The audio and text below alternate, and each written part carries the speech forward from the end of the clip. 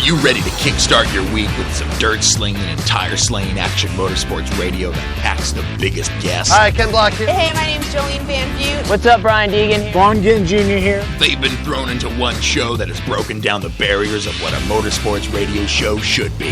This is the Down and Dirty Radio Show, powered by Polaris Razor, with support from General Tire, KMC Wheels, Dirtfish, Gibson Exhaust, and MTX Audio, with your host, who also happens to spend his weekends flying 800 horsepower trucks through the dirt, Jim Beaver. When was the last time you saw an off-road or rally driver begging to get behind the wheel of a NASCAR IndyCar? Yep, not happening, but you sure see these pavement racers begging to drive our cars. And his partner in crime every week, a self-proclaimed Canadian moto chick who was jumping triples and taking podiums before most guys even learned to ride, Amy Houde. No one knows how to say my last name. Like, is it really that hard? Amy Houde, like I'm from the hood. Don't get it twisted. Sit back, strap in, and be prepared to join us as we take you through a motorsports ride like no other. Here is the man who carries a steering wheel in one hand and a mic in the other, Jim Beaver. Good morning and welcome to the Down and Dirty Radio Show powered by Polaris Razor. Good to be back on another Tuesday. And I got to tell you, another fun one lined up today on the show. We got none other than Formula Drift, I guess not reigning champ, but Formula Drift former champ Chris Forsberg calling in here in about 5 minutes. We've also got my good friend Joey D from UTV Underground. Going to be talking about the UTV World Championship airing on TV this week. That's right, UTV World Championship. I was out there doing live radio. I was also your live host at the event. And it's all being televised. That's all going down this week. Don't want to miss that. If you're a UTV fan, if you're a motorsports fan, I don't care. If you're just a fan of racing, it's going to be a darn good show. You don't want to miss it. Joey D's going to have all the details. We're going to be talking Polaris Razors, UTVs, UTV World Championship, and who knows where else that conversation will go. Joey D, always fun to get on the air. Also, we got Joe Duncan, and then my partner in crime, Amy Houde. She's calling in a bit late this week, but we're going to have her locked and loaded on here as well. Lots to come. We're taking a ton of fan questions today. We got a whole segment lined up for fan questions. If you have fan questions, at JimBeaver15, at AmyHood71 on Twitter, tag us. We'll get them in the show today. Definitely looking forward to it. Chris Forsberg up next after the break here on the Down and Dirty Radio Show, powered by Polaris Razor. Hey, I'm RJ Anderson, factory Polaris driver, and I drive Polaris because it's the most capable, race-ready off-road vehicle on the market. When R.J. Anderson wanted to set a world record for the longest UTV jump in history, not once but twice, what company did he trust? Polaris and their championship-winning Razor XP1000. R.J. is a UTV champion behind the wheel of Polaris vehicles, and he exclusively trusts the Polaris Razors to bring him race wins and championships against some of the toughest off-road racers in the world. The same Polaris Razors RJ has won championships in, set world records in, and conquered the Wall of Death in XP1K2 are available to you at your local Polaris dealer. Take the advice of world record holder RJ Anderson and visit Polaris on the web at Polaris.com to see the full lineup of Polaris Razor vehicles, or follow them on Facebook, Instagram, and Twitter at Polaris Razor. The Subaru WRX and WRX STI, a 268 horsepower turbocharged Subaru Boxer engine, rockets the WRX around corners and down straightaways. A race-ready 305 horsepower turbocharged Subaru Boxer engine keeps the WRX STI a rally legend. The Subaru WRX and WRX STI, it's not a sibling rivalry, it's a tag team. Get the latest from Subaru Rally Team USA at Subaru.com/rally. For 100 years, General Tire has provided tires for your lifestyle, your adventure, your anywhere. Born from competition, the Grabber tire offers the durability and off-road traction you demand in a tire. We put these tires to the test in the harshest off-road racing conditions to give you a tire that will make your anywhere possible. So let us take you on your next big adventure. Tweet us photos at General Tire, hashtag anywhere is possible. Because with General Tire, anywhere is possible. Looking to have some fun on four wheels? Dirtfish Rally School has you covered. Packing as much adrenaline and adventure as you can handle into high-performance all-wheel drive and rear-wheel drive Subaru rally cars is where the fun begins at Dirtfish. Just 30 minutes outside of Seattle in Snoqualmie, you'll get a chance to train up to 3 full days with some of the country's best instructors and be put through the high-octane rush of rally on mud, dirt, and tarmac. Get started today and call 425-888-7715 or visit us online at dirtfish.com and use code 911 for a 15% discount. MTX Audio is the leader in sound. Whether you're looking for high-quality, all-weather motorsports audio products like soundbars, amplifiers, and speakers that will work on any UTV or motorcycle, need to dial in your car or home with high-performance audio solutions, or are looking for a new portable speaker or set of headphones, MTX Audio has what you need to get your project sounding as good as it looks. MTX Audio is a family-owned American manufacturer who has been in business for over 40 years. Check out the full line of products at mtx.com.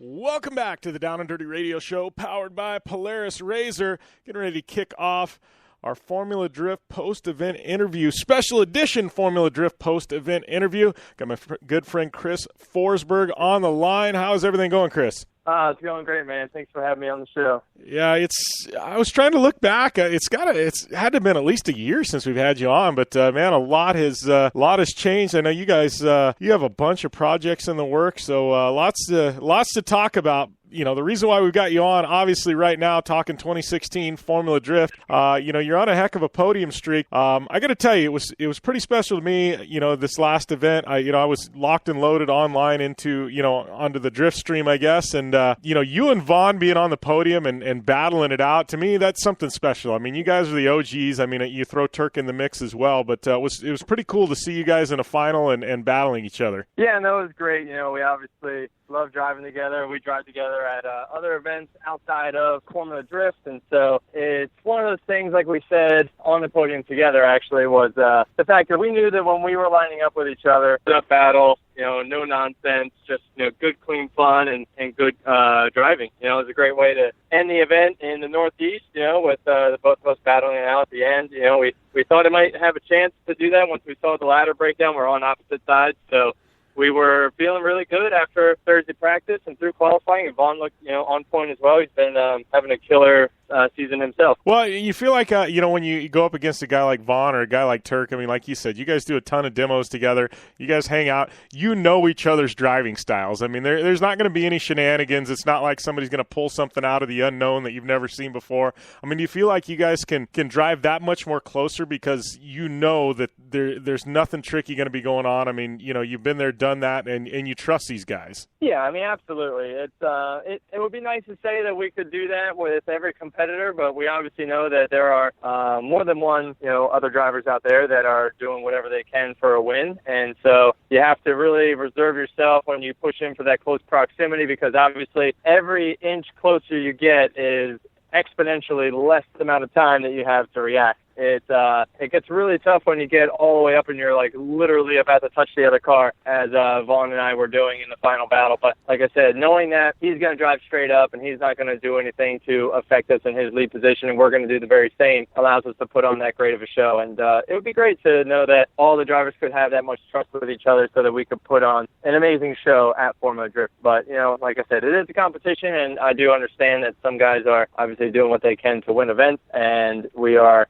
just happy to, have a few guys that we can really trust and lay it down with. Well, and that being said, I mean, you're talking about you guys, I mean, you and Vaughn and TORC, I mean, you guys are some veterans. You've been there since the beginning. And, how have you seen, I mean, there's such a young crop of talent coming into FD now, and multiple reasons for that. But, it used to be, I mean, there was literally a handful of guys that, you could see in the final. And now, I mean, that list is definitely expanded. I mean, the young talent that's coming into FD, I mean, it's crazy. Some of these kids just coming out of the woodwork and super talented. Yeah, absolutely. With Formula Drift, it's just like anything in the world, and that as we get better, we get kind of diminishing returns with the modifications that we do to these cars, and the middle, lower ranked drivers are, gaining speed much faster than we are able to, continue to push away from them, if that makes sense. The ability for them to look at our cars and our driving styles and techniques, they can kind of close the gap a lot faster than we can,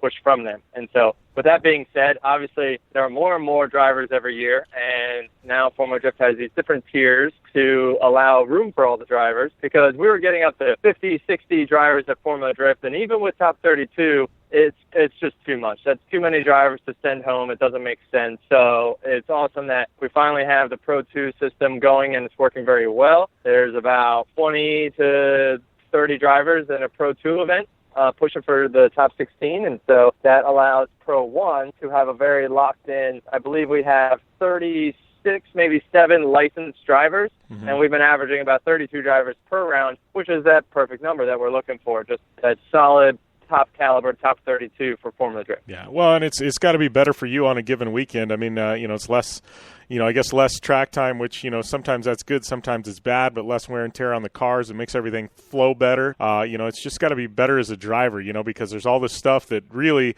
in the end of things, doesn't count for much, but you're having to go through it to make it to the big show. Yeah, no, absolutely. And for us, our events aren't really, taken from too much for Pro 2. We lose a little bit of practice on Thursday, but in the grand scheme of things, we still get plenty of track time for what we're doing. If anything, we are setting ourselves back with the amount of tire wear that we're going through and having to go change tires every 2 laps. So that eats up a lot of time. The amount of smoke that we're generating on the tracks really takes away from the flow of practice. We have to literally let the track air out before the next pair can go through.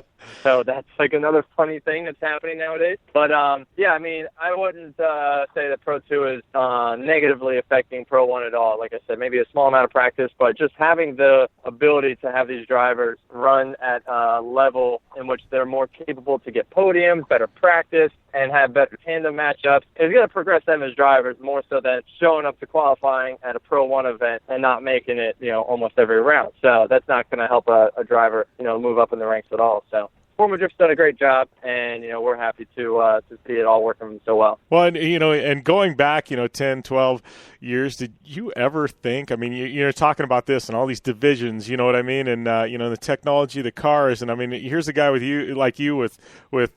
major corporate backing, making a living at drifting. I mean, when you started out, was there any idea in the back of your mind you would be, making a living as a professional drifter? I mean, obviously that was always the dream, looking at it, being like, it'd be great, to do this for a living. And, it's much more than that. It's not as simple as just getting a paycheck and showing up to FD and driving, which I know a lot of people think that's what it is. A lot of fans think that's what it is. But the amount of hours that we're putting in is outrageous. And, when you really break it down to $1 an hour, we're not making the greatest living. But that's racing, with anyone.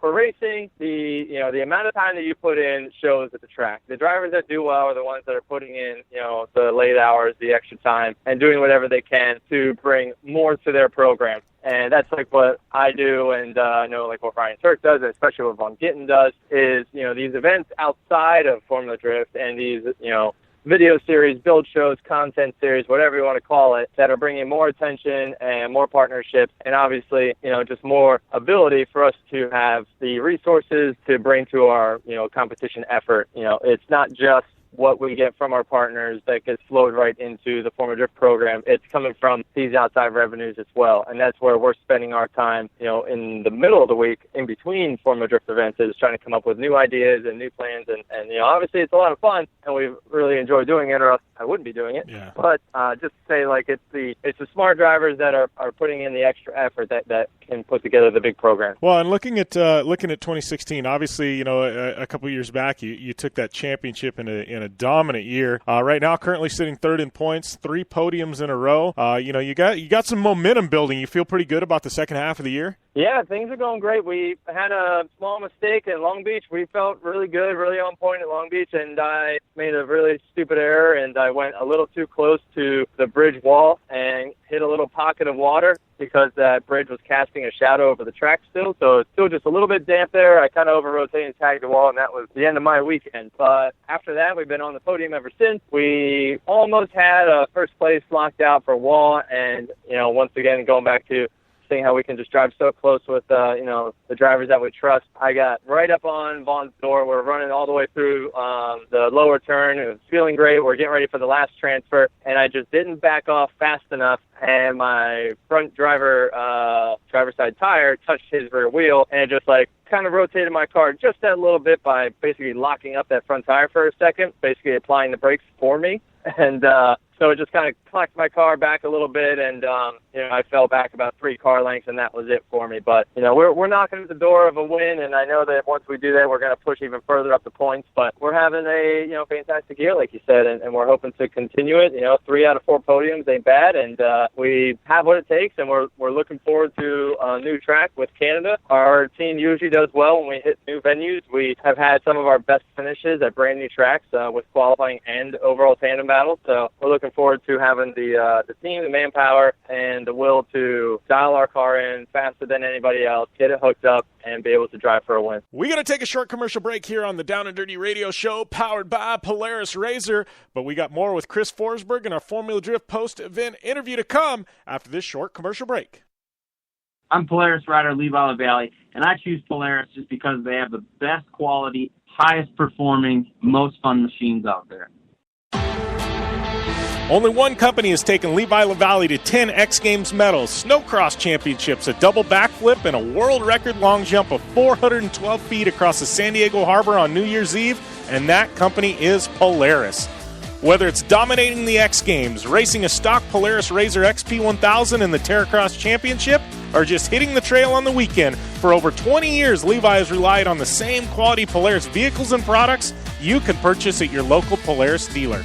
Take the advice of action sports legend Levi LaValle and visit Polaris on the web at Polaris.com to see the full lineup of Polaris vehicles, or follow them on Facebook, Instagram, and Twitter at Polaris RZR.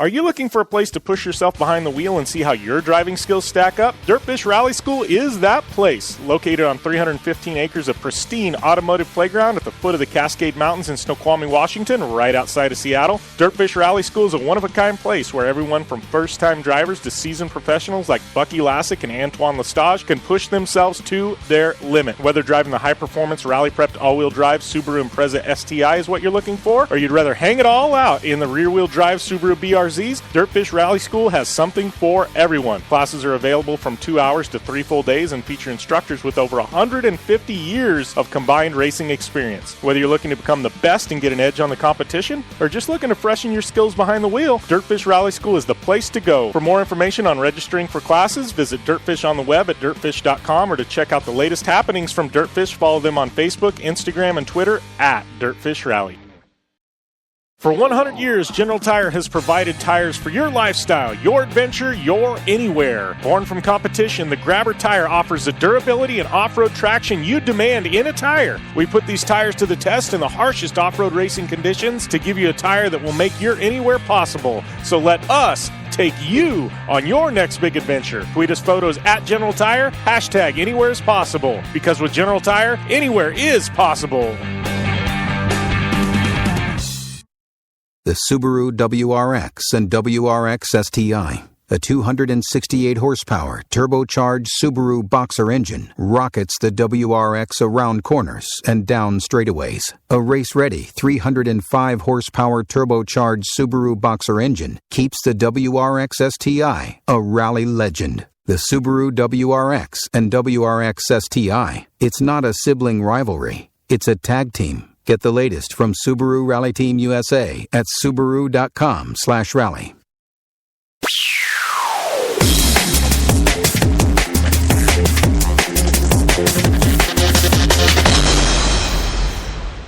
Welcome back to the Down and Dirty Radio Show, powered by Polaris RZR. Jim Beaver here. We got my good friend Chris Forsberg on the line, talking some Formula Drift and a whole lot more. But Chris, I got to ask you, Formula Drift, kills it in the United States and globally. How do you feel this year? Formula Drift, you guys moving to Canada, man. New market, big market. tons of motorsports enthusiasts. You got to be pumped for that. Yeah, I've been to Canada quite a few times for other events. I mean, we've been out to Edmonton with Champ Car. We've been to St. Eustache, where we're actually heading now. I used to judge the DMTC series, the Driftmania Canadian Championship.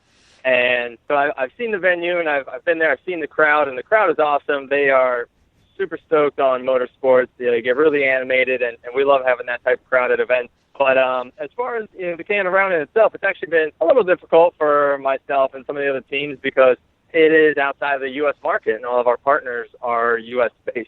So it's actually been a very interesting situation to try and drum up the extra capital to be able to do this event, because it is something that most companies are not supporting. And it's, like I said, it's been taking a little bit of extra effort to be able to find the resources to put all together and still have our championship efforts in international venue. So with that being said, I know there's a couple drivers that will not be making the event. They're just backing out based on cost alone, and they see it as if they're not in the race for a championship, then they are not going to spend that extra money, basically their own personal money at that rate, to attend the event. So I am curious to see how many drivers actually will attend. I'm going to guess somewhere between 20 and 25. Yeah.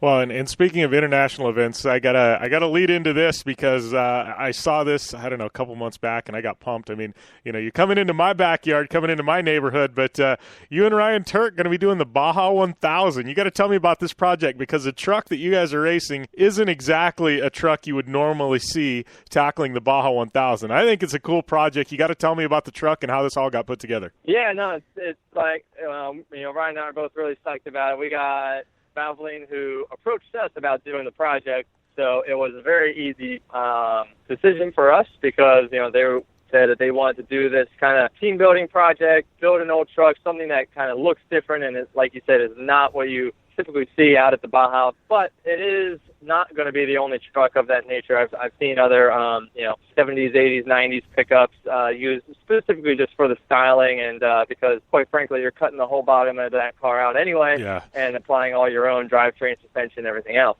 So you can basically put any body that you want on these things. However, the class that we're going to be running in is called the Super Stock class. So what that means is we have a limited suspension travel, obviously not the same as a Baja trophy truck, where they're getting, up like 3 feet of suspension travel. I think we're going to be about 1.5 feet. And we actually chose that truck. Well, I should say Valvoline chose that truck specifically because they wanted to run the diesel Cummins engine. And they have a partnership with Cummins, and they built out an insane motor. It's actually from a 1992, I want to say, Dodge Ram. And so they took the later style Cummins motor, they put it in the earlier body, and so we have a cool look, but with a newer drivetrain, big power, and it's going to be something that kind of stands out from the crowd. I got to tell you, that thing's going to have some torque. I'm almost guarantee you, knowing that. Oh yeah, I think they said like 1,200 pounds. Or Holy something. crap, man! That's insane. Like, you're telling me about this, and I'm going, man, this is going to be a torque monster. And then you say that, and I'm like, wow, that's insane. But it definitely looks like a ton of fun. I know you guys going to get to go down there and do some pre-running beforehand.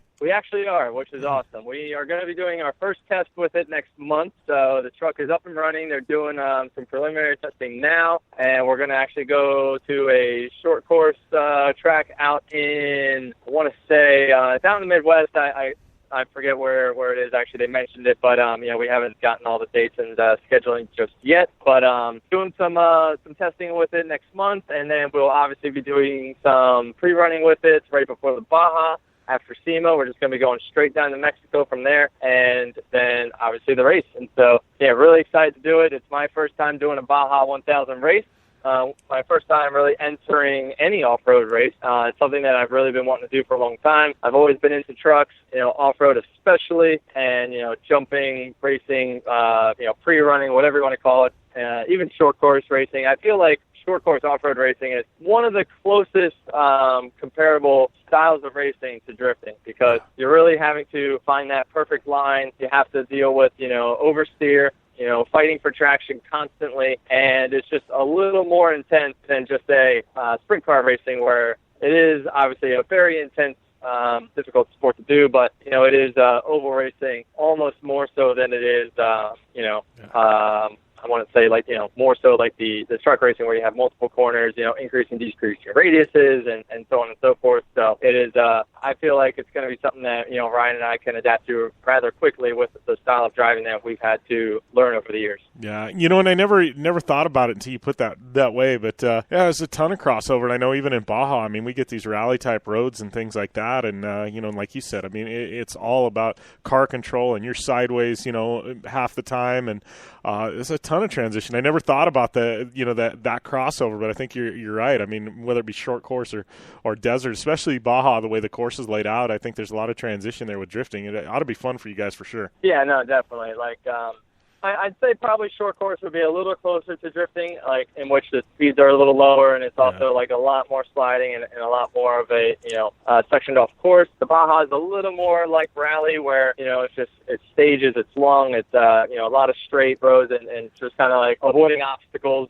so to speak, whether it be rocks or jumps or ruts, other trucks, or even man-made. I hear all kinds of stories. Everyone's been bending my ear ever since we announced that we're going to Baja. They're trying to tell me all the crazy stories, good and bad. So I feel like we have a little bit of an idea of what to look for, but I know it's going to be completely insane once we actually get out there and get running. Yeah, it's nuts, dude. And I'll tell you about Baja. Like, you can prepare, and you're going to see and encounter stuff in a Baja 1000 that you never thought you would ever see or encounter. It's so random, and there's like I said, Baja, it's there's always that factor that you can prepare, but 10% of the race is going to be decided by the unknown, and it's just the way it is. Yeah, absolutely. It's just crazy. Before we let you go, I got to ask you one more thing. You got to tell me about your Datsun, because I've been seeing all these pictures, man. Give me the specs. This thing. So I know you've got a relationship with Nissan, but you got to give me the details on this Datsun, because this thing looks insane. Yeah, I love that thing. It is a project that I bought out here in Maryland that was half finished. It was a very straight body, and it had the RB25 in it, and basically that was it. It was all stock suspension, no interior. The paint was bad, and it was actually, the engine swap was done by my guys at MA Motorsports about 5 years ago. Well, about, what was I going to say, like 3 or 4 years before I bought it. I've owned it for about 3 years. So it was done quite some time ago, but I bought the car, finished it off, because I really wanted to get a street car that was not just another 370Z lowered on big rims and just kind of falls into the same category of what I have in my race fleet. But I want something that was obviously shows that it's a street car, has that style, and obviously with also having the Datsun, you get to do the historic plates. Yeah. You don't have to worry about emissions, the carb, and all that stuff. So it makes it a lot easier to have a fun modified car when it is 40 years old. So, and just that type of styling just never gets old, and it's something that I've always enjoyed and enjoyed looking at, and so it's nice to have my own. At this point, it is pretty close to where I want it to be in general. It's got, like I said, the RB25 motor. We are in the midst of redoing the engine portion of it with a new manifold, a tile turbo, tile wastegate, so it's going to be pushing about 500 horsepower. We have the suspension just got recently redone on that video series we did with UTI, and that was the full Techno Toy tuning kit. We did the coilover conversion, the hub conversions. We did the all the adjustable control arms. We did the R200 diff modification, so we have a much larger, stronger diff. Drive Shaft Shop made us a custom carbon fiber drive shaft for it, and we did new wheels with the SSR MS1 wheels, so we kind of have that old mesh style, but a little more modern with a 16-inch front and 17-inch rear wheel offset. And with that being said, it's also going to be getting some interior modifications. I worked with the guys, Carbon Signal, who redid the entire interior. They rewrapped my dash for me in Alcantara. They made me new custom seats, and Carbon wrapped the dash, the lower part of the dash and the console for it to all kind of work together and give it that, slightly modern look on the inside, but still having the very vintage overall layout. So definitely excited to get the whole thing back together. Currently over at Sam's Auto Lane down in California getting a fresh paint job, because I kind of had it cleaned up and sprayed quickly for some of those videos and photo shoots that we were doing.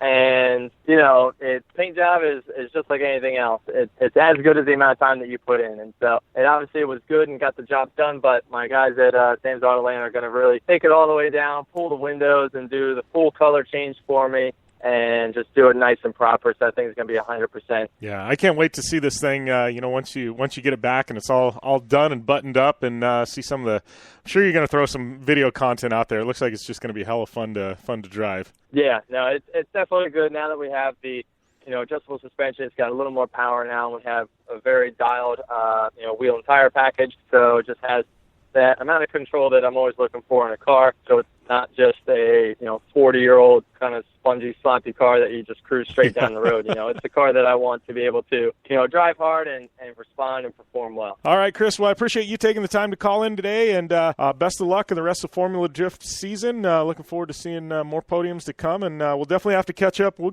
have to get you and TORC both dialed in when we get close to the Baja 1000. Get you both on air to talk about going racing. Yeah, no, that definitely sounds like a good idea. We'll be out in California from time to time, especially more so towards the end of the year with Irwindale and SEMA and everything else coming up. So, yeah, it'd be great to come out and chat with you as we get closer. We'll actually have some seat time with the truck and have a little more of an idea of what to expect and what the layout is with it. And, I definitely think it's going to be an awesome time. Like I said, it's a new adventure for Ryan and I, and so it'll definitely be a fun thing to talk about. All right. Thanks a lot, Chris, and thanks for phoning in to our Formula Drift post-event interview. We got to take a short commercial break here on the Down and Dirty Radio Show, powered by Polaris RZR. But good news for you listeners, we are back with a whole lot more here on your favorite action motorsports radio show. I'm Polaris rider Jim Beaver. I race trophy trucks professionally, host a Down and Dirty radio show, and also travel the country announcing motorsports events. I've seen it all, and trust me, I've done most of it, so when it comes time to relax on the weekend, nothing is better than taking time with my family in our RZR vehicles. They've got the reliability I need to just pick up and go explore the desert, dunes, or trail, and have the capability to attack even the harshest terrain. If you're looking for some of the most reliable and safest, and hands down most capable off-road machines in the world, look no further than Polaris and their award-winning lineup of RZR vehicles. Whether you want your daughter to experience off-road driving for the first time in a RZR 170 like me, take the entire family out in a RZR XP4 1000 on the weekend, or shred the desert and dunes in the all-new RZR XP 1000 Fox Edition, Polaris has you handled. Take my advice and join me and some of the best drivers in the world by driving a Polaris RZR. Check out the full Polaris RZR lineup at Polaris.com or follow them on Facebook, Instagram, and Twitter at Polaris RZR. For 100 years, General Tire has provided tires for your lifestyle, your adventure, your anywhere. Born from competition, the Grabber tire offers the durability and off-road traction you demand in a tire. We put these tires to the test in the harshest off-road racing conditions to give you a tire that will make your anywhere possible. So let us take you on your next big adventure. Tweet us photos at General Tire, hashtag anywhere is possible. Because with General Tire, anywhere is possible.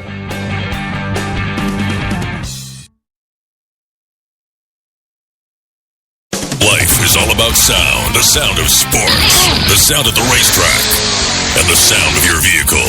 Don't drive around listening to this. Drive around listening to the sound of performance. Gibson Performance. Gibson Performance Exhaust is the company who can turn this into this.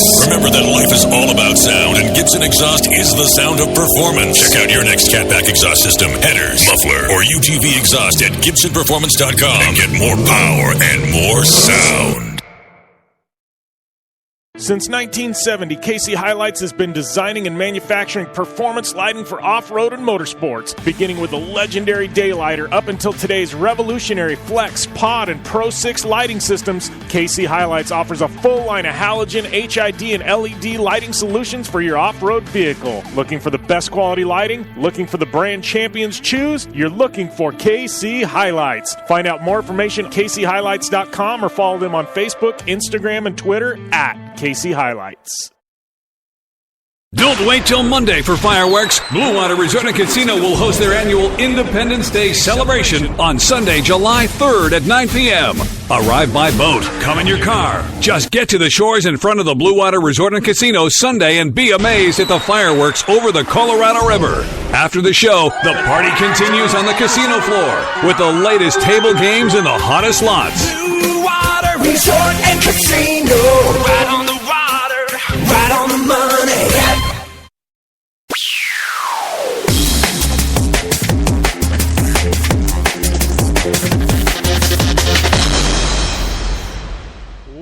Welcome back to the Down and Dirty Radio Show, powered by Polaris Razor. Jim Beaver, Amy Houde here, and man, Amy, I got to tell you, I had one heck of a fun weekend. I don't know about your weekend, but mine was pretty rock solid. That's awesome. I mean, mine was pretty good. We got plagued with the weather again. We had a big freestyle event here in Manitoba, and a couple big name people actually came down. Terracross for one, and his crew, and we got rained on, but it didn't stop the party, obviously. And the guys actually jumped between the crazy wind and everything, but it was rescheduled. But I still had a good time. But there was no way in heck I was going to jump with like 60-mile-an-hour winds. Nope, not happening. No. That's okay. No. So unfortunately, I couldn't participate, but it was still a good time. No, there's a point where there's risk and reward, and especially when you're jumping ramps at those distances and everything else, I think there comes a point where you just wave the white flag and go, we'll try it tomorrow, you know? Exactly. Not it's worth it. Too bad, when you fly in all these guests and, you have one day, basically, and I kind of realized how finicky and stuff the freestyle industry must be. Those traveling events and shows that are outdoor, how the weather and wind really play a big part in it, and it must be very challenging for directors, definitely. Yeah, well, I know X Games freestyle, there was a couple of years where it was canceled because of high winds and things like that. Mm-hmm. And, yeah, it's definitely got to be a finicky industry. I mean, racing's a little bit different because, if the wind's blowing really bad and you're at a motocross track, you just don't jump the triple. Maybe you double it, or and roll one or something like that. But freestyle, I mean, you're talking ramps and gaps, and yeah, there's no rolling it or taking it easy. It's just game on. Definitely, exactly, and it's even if it rains, you don't want to take the chances if depending on what type of ramps you have. If anything's a little bit wet, it just throws everything out of whack, and it makes an already unsafe situation even more unsafe. And I felt really bad for the promoter because it's like one of the biggest events that we have going on in Manitoba in the sports. I like to think. It's half event, half the party. Yeah. But this year, just with the fact that Brett Turcotte and his crew were down, made for a great show. The guys were still backflipping in that crazy wind. I couldn't believe it. They are so talented. It was insane. No, I was looking at some of the videos, and now that I think Braden had posted up, and now you're telling me about the winds. I'm like, man, the stuff he was posting up, that's nuts to think they were doing it in the wind. Like, that's crazy. I got to tell you, though, my weekend, I got to tell you about a couple of young girls. First off, I was able to shred the wakeboard park and break in my new wakeboard. So a big shout out to my friends at Wakeboard Island for letting me down for a couple of hours to shred the cable and try out the new wakeboard. But I was out at the Terracross experience at Del Mar, right? And it wasn't a points race, so I know you didn't come out, and a lot of the regulars didn't come out. And it was a bring-your-own-razor thing, so I didn't haul all my stuff out from Arizona. I just went out to, to MC the event and things like that for Joe. And we'll talk about that more in our Terracross segment later. But there was two girls, so it brought this up where I'm like, we need to talk about, this young up-and-coming talent, with Amy and, and kind of some of the veterans. And I've heard it a lot, talking with veterans, there's these young 14-year-old kids. Well, why would you sponsor a 35 or 40-year-old and things like that? Well, there's a veteran's advantage, but I got to tell you about these two young girls. You've probably never heard of them, and I'd heard of them but never seen them race, right? So there's Amanda Sorensen. She's 13 years old. And there's Sierra Romo, who is 16 years old. And these two girls, Sierra ended up winning the first main event feature. And this, because it was smaller, the women raced against the men. Sierra and Amanda, these two little girls, and we're talking 13 and 16, petite little things when they get out of the car. You think Shelby Anderson? No, smaller. Okay, so that puts it into perspective, right? And absolutely, they're driving, Razor 1000s. Absolutely the fastest I think I've ever seen Razors driven. It was insane. Cody Raiders, who I consider one of the greatest Razor drivers in the world, he was out there, and he's won Terracross events. He's like a 7-time champion. Cody is just a badass, right? He couldn't catch Sierra Romo. She ended up bicycling in one of the corners, and he got around her. And after the thing, we're talking, and she walks up, and he told her, I wasn't going to catch you. He's like, I can't believe you were that fast. She's 16. And this girl, Amanda, who was 13, there's a step up, and it's like 8-10 feet tall, right? Huge step up. And I don't know how long it was. Well, Amanda, this girl, she's trying to make up time because she got a bum draw in the start, and she's like on the back row. So the step up, everybody's, hitting the gas, and they're clearing the step up and then landing on the downside, and it wasn't a huge jump. She is hitting this thing wide open. She's hitting the 8-foot lip, never letting off the gas, clearing the whole step up, clearing the landing 30 feet past the landing to flat. Because she knew she could make up 2 seconds worth of time. I looked at that and I go, RJ Anderson has balls. RJ Anderson doesn't have balls like this. This 13-year-old girl had more guts and more balls than I've ever seen anybody have in a Razor before. Absolutely mind-blowing. I was like, holy crap, consider me fans of both of you right now. I followed them instantly on Instagram. I'm like, heck yeah, these girls know what's up. That's crazy. And it is insane. Like, I find that women are awesome, and the younger girl generation is getting crazier and crazier. I was watching X Games, and I was watching those young girls, skateboarding and stuff, and I just couldn't believe it, and I shook my head. But I mean, we talked about Danger Boy, 10 years old, doing a backflip, insane. We have a couple of kids here. One rider, he actually races with Ryder DiFrancesco, but his name's Ryder McNabb. He's like 7, 8 now, maybe. But the kid, his family owns one of the nicest tracks here in Manitoba, but there's like a 100-and-something foot uphill triple that most B-class riders, their first time at the track, like, it takes them a while to hit this jump. And here's the rider sending it on a 65. It's absolutely insane. I can't even imagine, and I mean, I remember back in the day when I was a little kid and I putting around on the PW50, slow as heck, and, all the kids kind of started at that level 20-some years ago, and now the level is just through the roof. It's crazy. I can't believe, the skill level young kids have these days in motorsports, and, it's actually pretty insane, and it's funny because you get a lot of critiquing parents out there, bashing on the internet how, unsafe it is and bad parenting, letting their kids go out there and do stuff like that. What about things like hockey? Like kids getting slammed into the boards and I mean, or I football, American football, with CTE and all these concussions and But I tell this to all the parents out there who kind of, maybe have some negative outlook on it, because I do get that a lot. I get a lot of parents who have no involvement and be like, it was so weird. You started when you were 2 years old or 3 years old. Don't you think that's unsafe? I'm like, listen, your kids get hit by a bus walking to the mall. This is the industry and sports that we love. And every sport, any sport has its injury and its risks involved. And I just think, motocross builds cool, tough kids.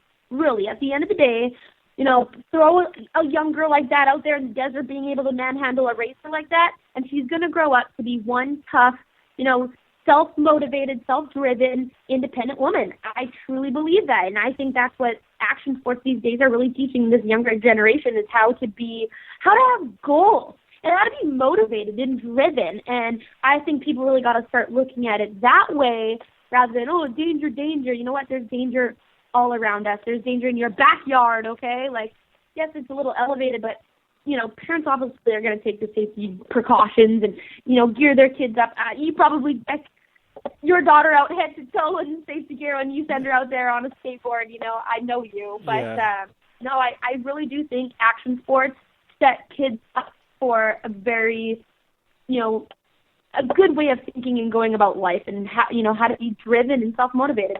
I think it's cool. Well, and I know, like with my daughter, I mean, talking about this, I mean, she started on a dirt bike. I think she was 3 the first time she rode a 50cc dirt bike, right? And some friends had a CRF 50, and my daughter was just standing there, and there were some older kids, like 7, 8, riding around, and, it had training wheels on it, and, and Addie goes, Dad, I want to ride it. And I'm like, you sure? And she goes, yeah, I want to ride it, Dad. I wasn't pushing her in. Like, we were there, and I wasn't even planning on having her on the bike. I'm like, she's 3, right? I'm like, all right. So we throw a helmet on, and we adjust the throttle, because you can tune it back. I wasn't going to let her, go with wide open throttle at 3. But she got on it and started cruising around, and it was like nothing, you know, and she had a helmet and everything else. But it wasn't me pushing her into it. It was her going, Dad, hey, I want to go. And it's like even to this day, you know, with the Razors, she's like, Dad, I want a Razor 170. I want to race. So we're looking at getting her a Razor 170 so she can go race. I'm not pushing her into it. I've never mentioned racing to her, but she's going, Dad, I want to do this. Into it too. It was like, here's a bike.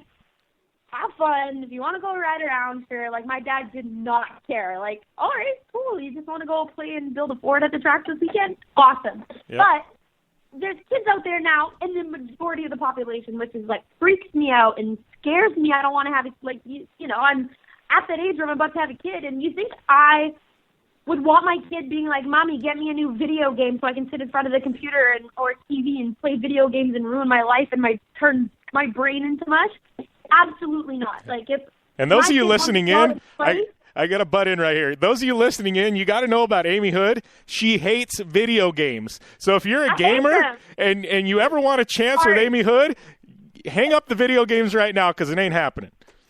I know. Honestly, and it's funny because there's so many motorsports video games and sports and blah, blah. It's cool and all. You know what? Get your butt outside and play. You're never going to get anywhere in life playing a video game, and I just think people waste their lives and children waste their lives. Like, there's kids out there who've probably never played in a sandbox because they go build a virtual one on the internet. Like, it blows my mind, and I just think, like, I'd rather my kid ask me for a cool toy or to go riding or shredding or anything any day than wanting to do some stupid video game inside. So kudos to those little chicks out there ripping it. I love it. Great parenting, too. Yeah. No, and that's the thing, you know, you know, kid wants to do it, let it, you know, it's like I've always said to my daughter, I don't push her into anything, but the door is always open for anything she wants to do within reason. You know, I'm never going to tell her no unless it's something that's just, you know, absolutely stupid, but, you know, I'm not going to push. You can't even say no. Like, I was that weird kid who, like, Mommy, I want to take a drawing class. So I took some stupid cartoon art drawing class when I was young. I did gymnastics, I did taekwondo, I did dance, like this and that and blah, blah, blah. Like, my parents let me do whatever. And then, you know, eventually I'd get bored of it and be done. And they would actually make me finish whatever I'd started. Like, I started taekwondo. And I eventually kind of was like, I don't want to do this anymore. My mom was like, no, you're going to get your black belt. You're going to get your degree. Like, finish it, get it done, and then you can quit. But yeah. You have to try a little bit of everything to really figure out what you like in life and what you know, your path. Like, I mean, maybe your daughter one day is going to be an amazing baker. Like, you never really know, but you kind of got to leave the door open in all aspects. And that was the cool thing my parents did. They let me do everything, and then, you know, I did everything, and dirt bikes is what I wanted to continue doing. And they're like, cool, that's what you want to do? We back you up. So, yeah, you know, I did everything, and it was just nothing was as cool as riding a dirt bike. That's for sure. I agree. Leave the door open for everything.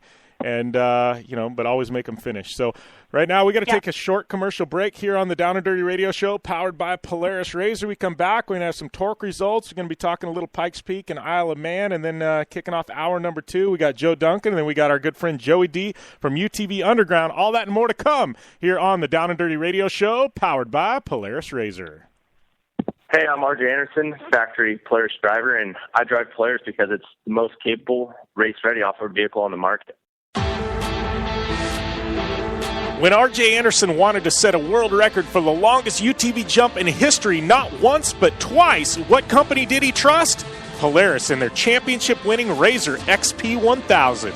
R.J. is a UTV champion behind the wheel of Polaris vehicles, and he exclusively trusts the Polaris Razors to bring him race wins and championships against some of the toughest off-road racers in the world.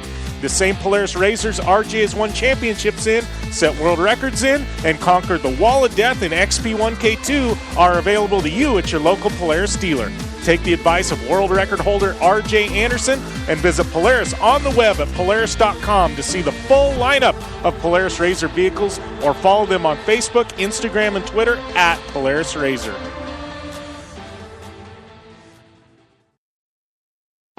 MTX Audio is the leader in sound. Whether you're looking for high-quality, all-weather motorsports audio products like soundbars, amplifiers, and speakers that will work on any UTV or motorcycle, need to dial in your car or home with high-performance audio solutions, or are looking for a new portable speaker or set of headphones, MTX Audio has what you need to get your project sounding as good as it looks. MTX Audio is a family-owned American manufacturer who has been in business for over 40 years. Check out the full line of products at mtx.com.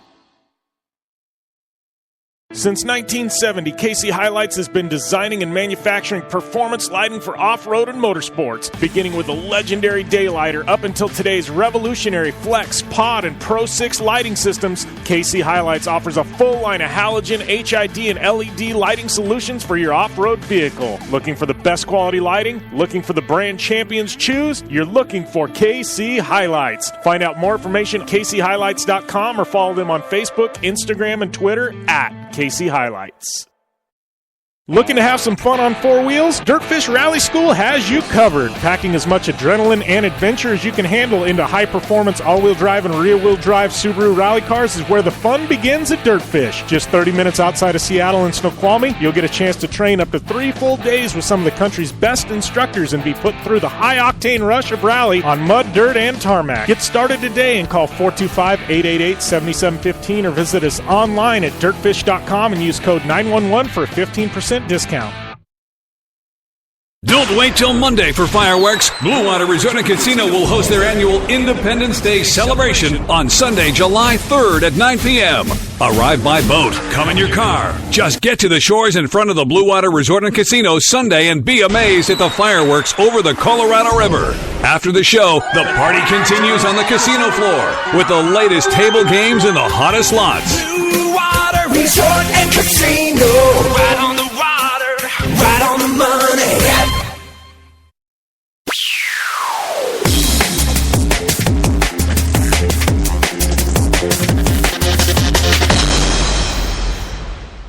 Welcome back to the Down and Dirty Radio Show, powered by Polaris Razor.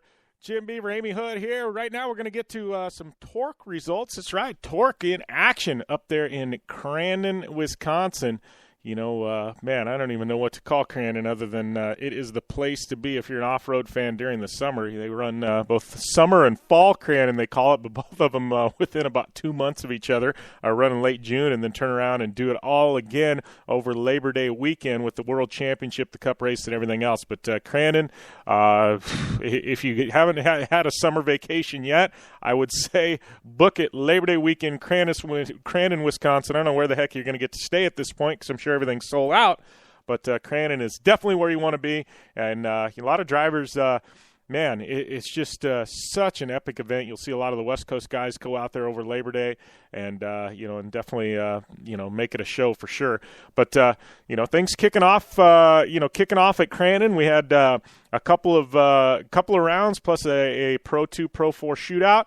And kicking off round number 5 was Kyle Hart with a win, Travis Dinsmore, and Jake Lunderby finishing 1, 2, and 3. And then round number 6 for the Pro Lights, it was Dinsmore taking the win, Luke Johnson finding his way to the podium, and Andrew Carlson finishing 1, 2, and 3.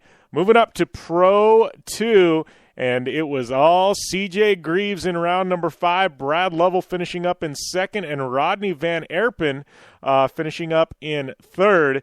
And then moving to round number 6, it was a full Pro 2 sweep for C.J. Greaves, Keegan Kincaid finishing up in second, and Rodney Van Erpen finishing up in third. And then moving on to Pro number 4, another win for C.J. Greaves. That's 3 for 3. Mike Jenkins in second, and Ross Hook finishing up in third. And then the second Pro 4 race, could C.J. Greaves make it perfect? 4 for 4. He did not.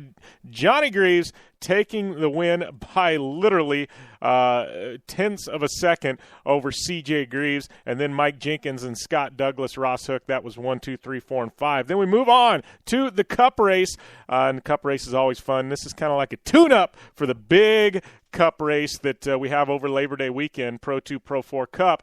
But this one, it went to Keegan Kincaid walking away with that win. Pretty solid victory. Looks like about 5 seconds over C.J. Greaves in second. Johnny Greaves third. Chad Horde, Brad Lovell, Jenkins, DeGrave, Brasco, Hook, Pegram, and Scott Douglas. That's your running order there, 1 through 11. And, man, good day there at the Big House. Big shout-out to TORC for yet another great show. And we're going to be back after the short commercial break here on the Down and Dirty Radio Show, powered by Polaris RZR. I'm Polaris rider Lee Valley, and I choose Polaris just because they have the best quality, highest performing, most fun machines out there.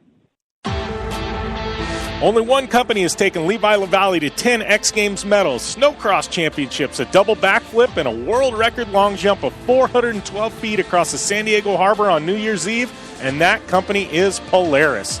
Whether it's dominating the X Games, racing a stock Polaris RZR XP1000 in the Terracross Championship, or just hitting the trail on the weekend, for over 20 years, Levi has relied on the same quality Polaris vehicles and products you can purchase at your local Polaris dealer. Take the advice of action sports legend Levi LaValle and visit Polaris on the web at Polaris.com to see the full lineup of Polaris vehicles, or follow them on Facebook, Instagram, and Twitter at Polaris RZR.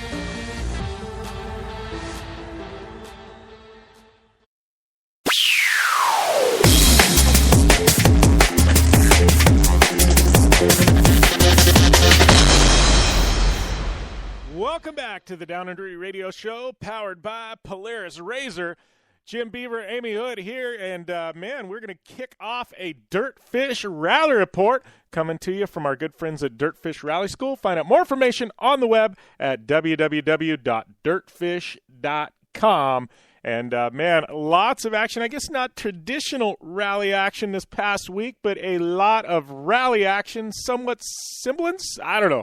But anyways, I call it rally action. We had Pikes Peak, Isle of Man going on, and I know Isle of Man mostly a bike event, but I got to say, our boy Mark Higgins in a factory Subaru of America car built by ProDrive, absolutely obliterating the Isle of Man car four-wheel vehicle record. Mark Higgins, they've got the full lap up on the internet. It's all over Subaru's, Dirtfish's feed, dirtfish.com's got it up. I will share it later today on my Facebook account. But Mark Higgins absolutely crushed his previous record by almost 2 minutes, an entire lap in 17 minutes, 35 seconds, an average lap speed of over 128 miles an hour. That's an average lap speed. Absolutely insanity in that Subaru, that WRX STI, 2016 WRX STI. Mark Higgins, brother of David Higgins, my buddy David, just absolutely throwing it down at Isle of Man. And the in-car footage of the entire lap, absolutely insane. You watch that and you go, man, this guy, his driving skills are second to none. And you got to know the Higgins, both Mark and David, also, from Isle of Man. So they know the roads a bit, but and Mark Higgins has been there before. But still, I don't care if you know the roads or not. This is just absolutely insane, pushing over 170 miles an hour a lot of times in places that have a 25-mile-an-hour speed limit. Crazy. Watch the video. If you do one thing today, you definitely need to do that. And then also we had Pikes Peak hill climb going on, and I got to give a shout-out to my boy Reese Millen, breaking his all-electric record, and I got to give him shout out to Romain Dumas taking the overall victory, time of 8 minutes 51.445 seconds. Reese about 6 seconds back, 8 minutes 57 seconds. But Romain running an unlimited car, Reese in an electric modified. So Reese now has the record for electric cars, beating his previous record, a little over 80 mile an hour average speed. But Reese doing a solid effort there. So that's your Dirtfish Rally Report for this week, brought to you by our good friends at Dirtfish Rally School. And we're going to be back with Joe Duncan and Terracross, as well as some more Amy Houde and I after the break. Hey, I'm RJ Anderson, factory Polaris driver, and I drive Polaris because it's the most capable, race-ready off-road vehicle on the market. When R.J. Anderson wanted to set a world record for the longest UTV jump in history, not once but twice, what company did he trust? Polaris and their championship-winning RZR XP1000. R.J. is a UTV champion behind the wheel of Polaris vehicles, and he exclusively trusts the Polaris RZRs to bring him race wins and championships against some of the toughest off-road racers in the world. The same Polaris racers RJ has won championships in, set world records in, and conquered the Wall of Death in XP1K2 are available to you at your local Polaris dealer. Take the advice of world record holder RJ Anderson and visit Polaris on the web at Polaris.com to see the full lineup of Polaris RZR vehicles, or follow them on Facebook, Instagram, and Twitter at Polaris RZR. Life is all about sound, the sound of sports, the sound of the racetrack, and the sound of your vehicle. Don't drive around listening to this. Drive around listening to the sound of performance. Gibson Performance. Gibson Performance Exhaust is the company who can turn this into this. Remember that life is all about sound, and Gibson Exhaust is the sound of performance. Check out your next catback exhaust system, headers, muffler, or UTV exhaust at GibsonPerformance.com and get more power and more sound. For 100 years, General Tire has provided tires for your lifestyle, your adventure, your anywhere. Born from competition, the Grabber tire offers the durability and off-road traction you demand in a tire. We put these tires to the test in the harshest off-road racing conditions to give you a tire that will make your anywhere possible. So let us take you on your next big adventure. Tweet us photos at General Tire, hashtag anywhere is possible. Because with General Tire, anywhere is possible. Looking to have some fun on four wheels? Dirtfish Rally School has you covered. Packing as much adrenaline and adventure as you can handle into high-performance all-wheel drive and rear-wheel drive Subaru rally cars is where the fun begins at Dirtfish. Just 30 minutes outside of Seattle in Snoqualmie, you'll get a chance to train up to 3 full days with some of the country's best instructors and be put through the high-octane rush of rally on mud, dirt, and tarmac. Get started today and call 425-888-7715 or visit us online at dirtfish.com and use code 911 for a 15% discount. The Subaru WRX and WRX STI, a 268 horsepower turbocharged Subaru Boxer engine, rockets the WRX around corners and down straightaways. A race-ready 305 horsepower turbocharged Subaru Boxer engine keeps the WRX STI a rally legend. The Subaru WRX and WRX STI, it's not a sibling rivalry, it's a tag team. Get the latest from Subaru Rally Team USA at Subaru.com/rally.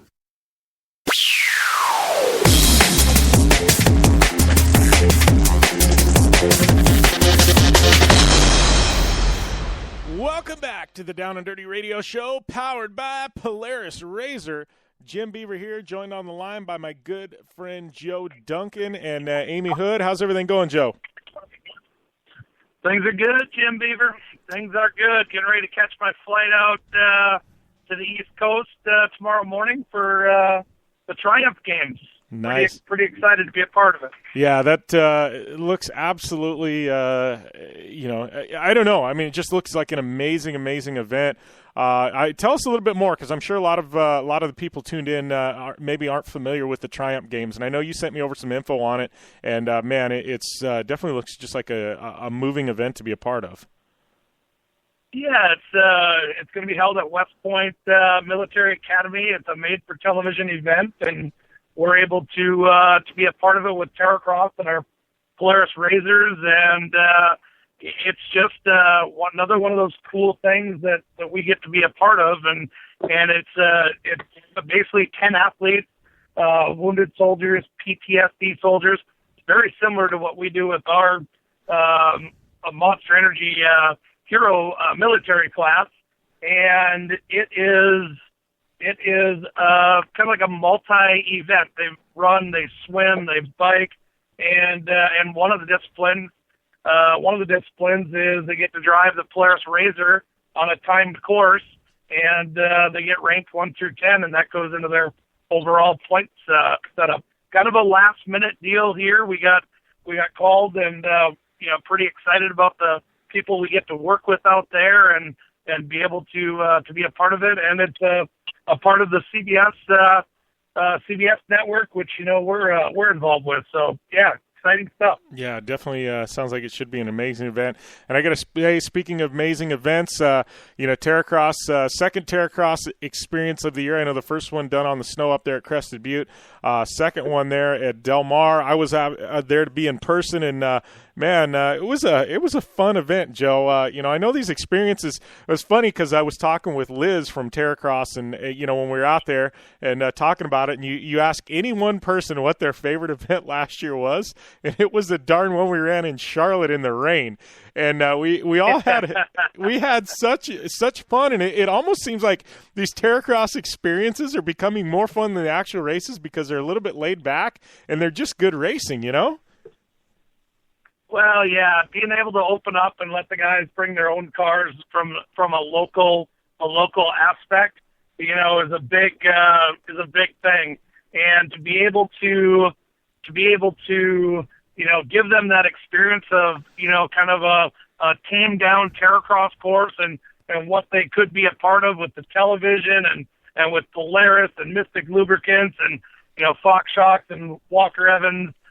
To be a part of that and then to look at what they could do on the tour, it's a great thing. And thanks to you and Liz, and there's two, possibly three that raced in San Diego that now are looking at becoming a part of the Terracross Championship and being on CBS television. Yeah, well, and I was telling Amy in the segment before this, there was two girls. I was absolutely blown away by the talent there. 13-year-old Amanda Sorensen, 16-year-old Sierra Romo.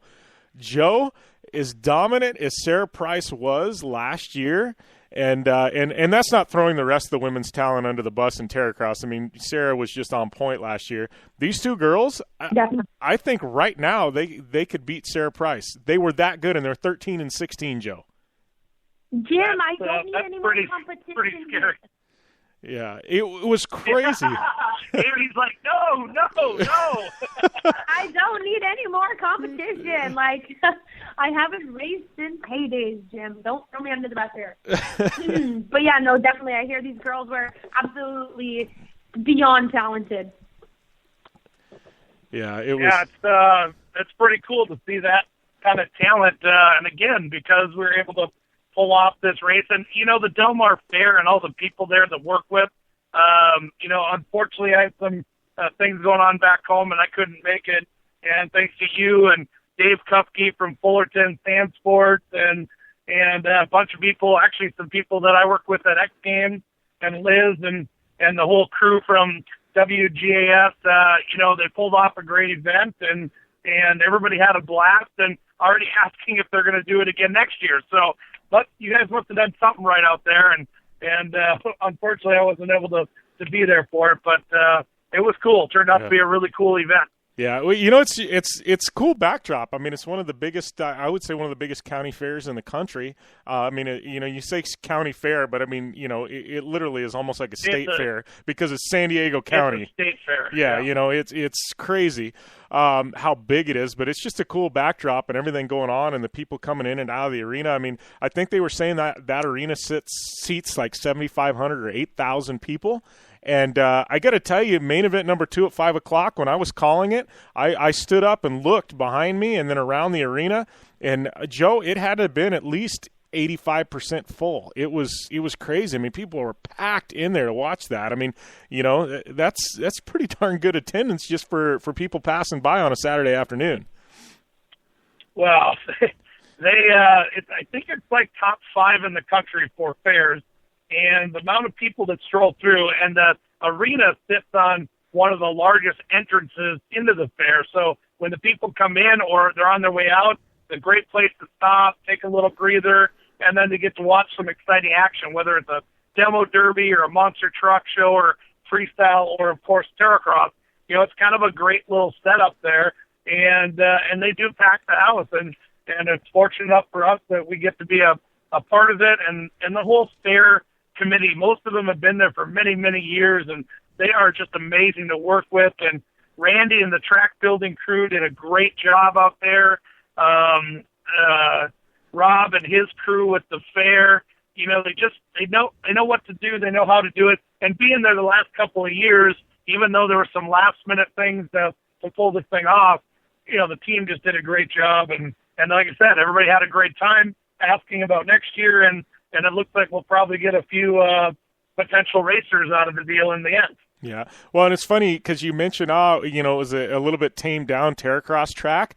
The racing on track, you wouldn't know it was tamed down. I don't, but the course, I wouldn't say it was tamed down. I'd say it's different, but this one definitely had a, even everybody there was like, it had a Supercross vibe to it almost. And with the rhythm sections and the whoop sections and things like that. Like this one, Amy, I think if you were there at San Diego, you would be like at home with this track because you would look at it and, I mean, you could throw a dirt bike on there and have a ton of fun.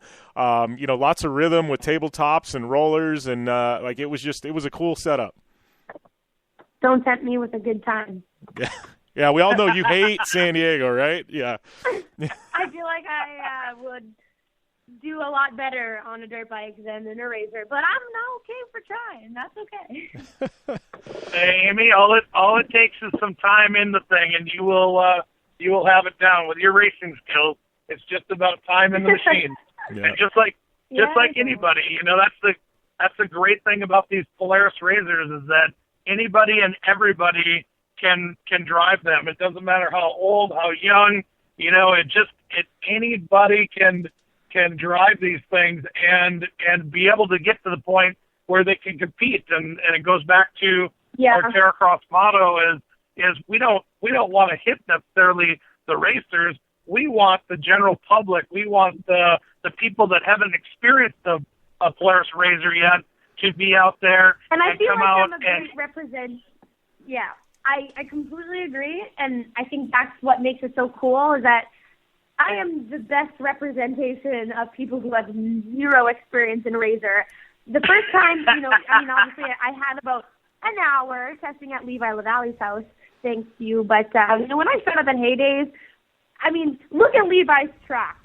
The biggest jump there was something you could leap over on foot, and you showed up to Houde's, and there's a 75-foot over-under. Yes, I know I have a bit of a background in riding and racing, but, that's a big difference from 2 wheels to 4, and I still managed to have, to be successful on track, but not to mention just have a great time. I wasn't intimidated. Well, yeah, I was a little intimidated, but I got over it, and then the whole time, I'm just laughing and having a hoot and having a great time, but it just goes to show you don't have to have experience, to have fun in a Polaris razor.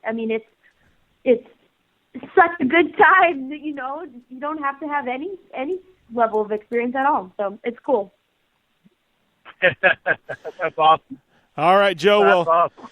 We gotta wind things up here, Joe. But I know we got a ton of big announcements coming from Terracross here very, very soon. So definitely looking forward to those, and hopefully in the next couple of weeks we can start plugging those away and get ready for Houde's.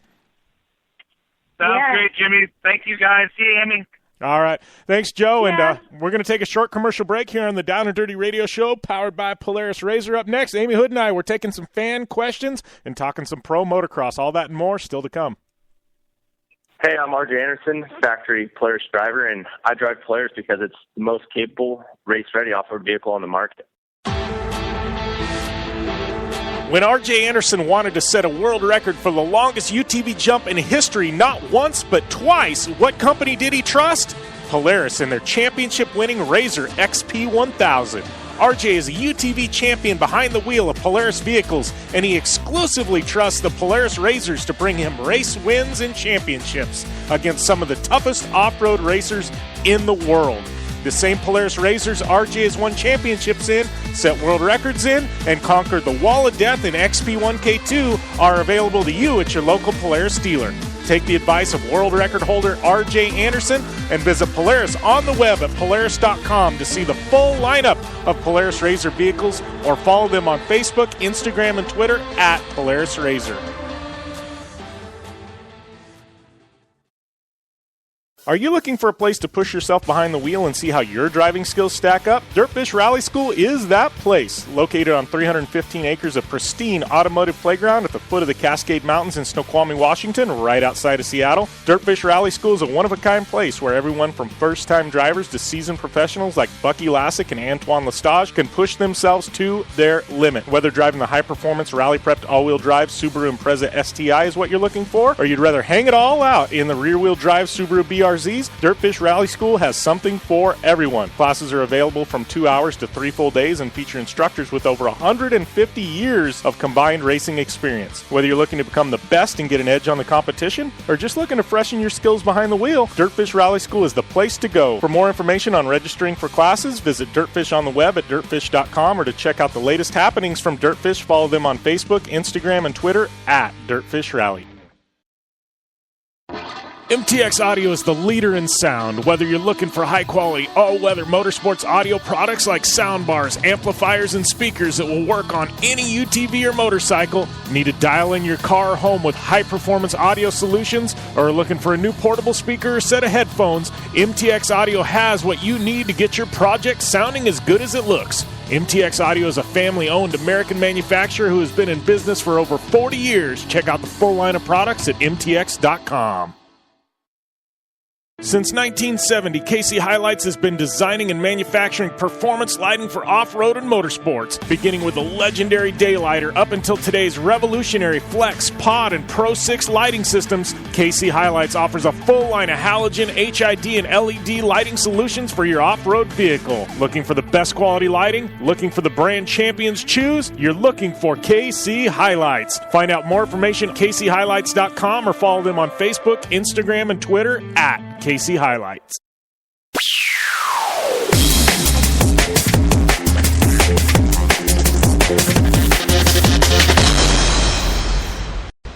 Welcome back to the Down and Dirty Radio Show, powered by Polaris Razor. Jim Beaver, Amy Houde here, just getting done with Joe Duncan, and here in about 15 minutes we're going to have our good friend Joey D from UTV Underground on the line. Definitely looking forward to that, but right now we got some pro motocross to talk, and we got some fan questions to answer, so I'm going to leave it to you, Amy. What are we doing first? Are we doing pro motocross talk, or are we doing fan questions? Well, let's jump up really quick. I love fan questions. We never really have enough time for that. We can talk a little bit about the outdoor motocross because it was a really interesting week in the U.S. It was so unreal to see Brock Tickle on the podium.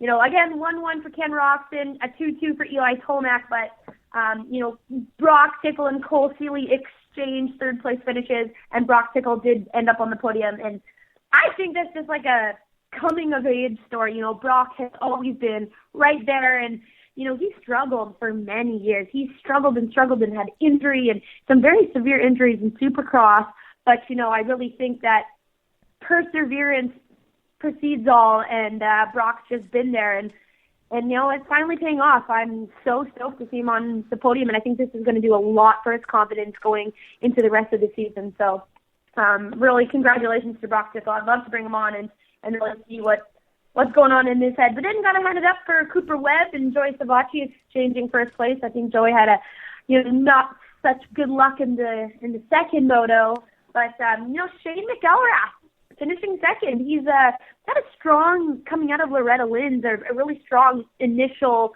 pro debut, and then we didn't really see much of him. And I kind of thought Shane fell off the map, but he showed that he has the speed and has the talent. And man, other than Cooper Webb being extremely consistent and Joey Savacci, the rest of the playing field is it's anybody's game for that third place spot, and even the whole podium's been completely different every single weekend, and that makes for great racing. And outdoors has just been really exciting. Yeah. And I have to do a shout out right now for a friend of mine here from Manitoba. I've talked about her before, Jamie Burmy.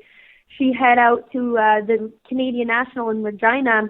Really successful in Calgary. She finished 5th place in women's, and I think this was her first Canadian National debut. So, that's outstanding. There's at least 30 women who line up on the gate, but Jamie had a very bad crash this weekend and actually broke both of her femurs and her pelvis. Oh. And, just want to send out some love from, everybody here in the racing community and the chicks and everybody from Manitoba, we're all thinking about you. And the worst thing is her wedding is in like a month. And poor thing, what a poor girl. Yeah. Just really shakes me up. But, sending my love to you, Jamie. I'll see you heal up soon. On a happier note, as we transition into some questions, I have to give a shout-out myself. My good friend Cole Coutu, who races Terracross with us. He also races pro snowcross in the pro light class. He also went to Dirtfish with Levi and I last year, and he actually won his first regional rally he ever did.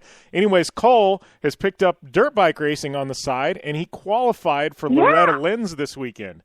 So congrats goes out to my boy Cole Coutu, who is headed to Loretta's, because he was supposed to go to Dirtfish with me in August, and he texted me like earlier in June. He says, I don't know if I'm going to be able to go to Dirtfish. I said, what's up? And he's like, I think I might qualify for Loretta's. I'll let you know the 1st of July.